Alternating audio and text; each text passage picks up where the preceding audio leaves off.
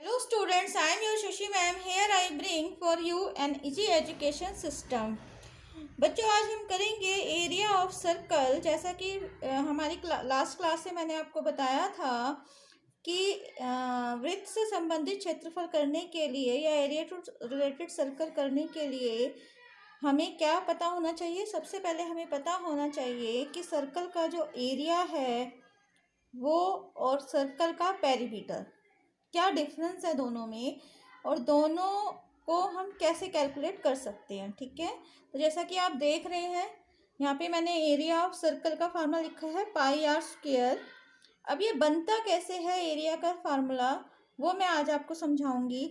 यहाँ पे मैंने एक सर्कल लिया, ठीक है, सर्कल को मैंने 8 हिस्सों में बांट दिया, 8 पार्ट्स में डिवाइड कर दिया। अब इन्हीं 8 पार्ट्स को, इन सब 8 पार्ट्स को अगर हम इस तरीके से अरेंज करें तो आप देखेंगे कि अप्रोक्सीमेटली एक रेक्टेंगल की शेप बन जा रही है। और रेक्टेंगल की शेप अगर बन रही है तो आपको एरिया ऑफ रेक्टेंगल का फार्मूला याद होगा। क्या होता है area of rectangle?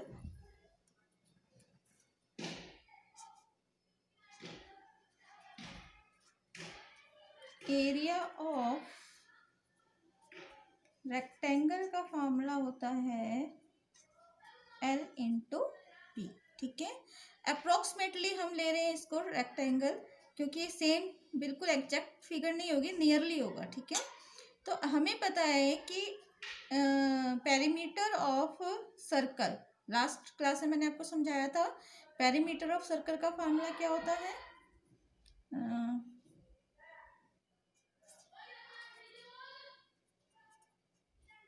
Perimeter of circle 2 pi r. तो आप देख रहे हैं कि जो हमने 8 पार्ट्स में 8 पार्ट्स में जो सर्कल को डिवाइड किया उसमें से हमारे 4 पार्ट्स यहाँ हैं और 4 यहाँ पर हैं, हाफ हाफ हो गया। अगर इस पूरी बाउंड्री, ये पूरा सर्कमफेरेंस हमारा 2 पाई आर है, तो लेंथ ऑफ रेक्टेंगल क्या हो जाएगा 1/2 इंटू 2 पाई आर, ये भी सेम हो जाएगा।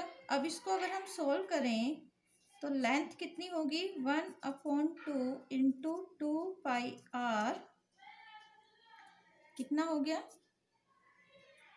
लेंथ कितनी हो गई, पाई आर आ गई हमारे पास। ठीक है, अब जो ये है रेक्टेंगल की ब्रेथ बी क्या हो जाएगा, आर हो जाएगा, नियरली अप्रोक्सीमेटली है, ये सारा याद रखना है आपको।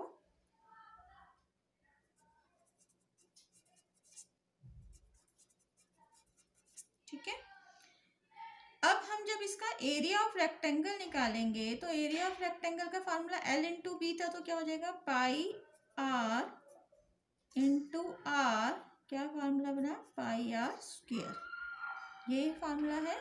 तो area of circle equal to pi r square. ठीक है, ये फार्मूला हो गया एरिया ऑफ सर्कल का, पहली चीज।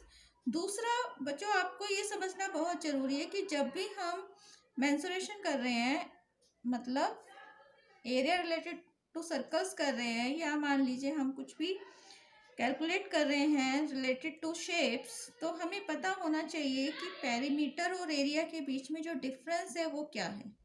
ठीक है, क्योंकि जब तक आपको क्वेश्चन में ये समझ में नहीं आएगा कि आपसे जो पूछा गया है उसके लिए मुझे पेरीमीटर कैलकुलेट करना है या एरिया कैलकुलेट करना है, तो आप क्वेश्चन को सॉल्व नहीं कर पाएंगे।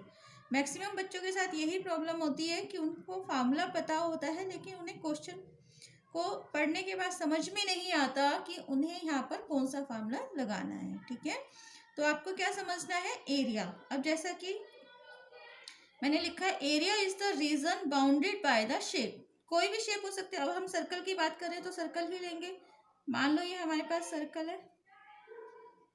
ठीक है, तो एरिया क्या होगा, area is the reason bounded by the shape, मतलब इस शेप से जितना एरिया बाउंडेड है, ये वाला, ये क्या कहला रहा है, हम एरिया। ठीक है, ये बार बार मैं इसलिए आपको बता रही हूँ क्योंकि डिफरेंस पता होना चाहिए जब तक आपको ये नहीं पता होगा आप क्वेश्चन सॉल्व नहीं कर सकते, ठीक है।